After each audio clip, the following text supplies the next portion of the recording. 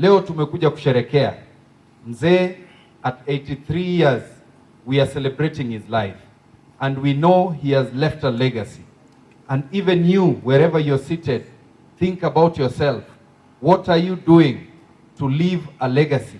Hata wewe watu waje kukukumbuka ulifanya nini katika jamii. Mimi ningependa kusema hivi. Katika Biblia kulikuwa na wale watu 10 ambao waliugua ugonjwa wa ukoma. Watu hao 10 walienda kumuona Yesu. Walisikia Yesu anapita, wakakimbia kuenda kumuona, sivyo? Wakiwa pale wakamwambia Yesu, tafadhali tuonee huruma. Tuonee huruma uweze kutuponya. Ugonjwa wa ukoma nyakati hizo was like a death sentence. Yesu akawaambia, nendeni mkaone wasimamizi wa kanisa wa dini. Nendeni mkaone mapasta, nendeni mkaone avarisia, nendeni mkaone mapadri wawaombee. Walipokuwa njiani wakielekea katika kuwaona hao wakuu wa kanisa, karibu pasta, ni nini ilitendeka? Ni nini ilitendeka? Si waliweza kupona? Lakini wangapi walirejea kusema asante? Na huyo mmoja ndio huyu hapa, Anthony Kibagendi. Nimekuja kuambia asante sana, sababu kuna watu ambao sijai kutana nao vile nimekuwa nikitembea. Nimekuja kuambia asante sana. Naona mzee Ombachi pale ana smile kabisa. Nimekuja kusema asanteni sana kwa kunipigia kura niwe mjumbe wenu, ili niweze kuwa represent kule Nairobi na tuwafanyie kazi hapa nyumbani. Na sisi tumejaribu, in the 2 years we've been here, we've tried to ensure everybody who applies for bursary anapata. We've tried to work on our roads. I know the rains have been heavy na barabara zimeharibika kidogo. Tutarudi kuzitengeza kuanzia mwezi wa pili, February. Tumejaribu mashule zetu, we have repaired them. Other than shule ya Sierra hapa, shamba ni kidogo. Tunajaribu kuongea na neighbors waone vile wata extend ndio shule hiyo iweze kuwa na hata playground ya watoto na tuweze kuitengeza vizuri na mambo mengine mengi.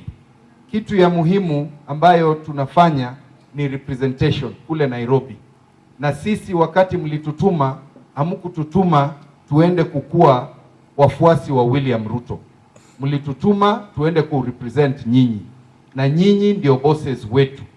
William Ruto ni mfanyikazi vile mimi ni mfanyikazi wa wananchi wa Kitutu Chache South. Yeye ni mfanyikazi wa wananchi wa Kenya nzima.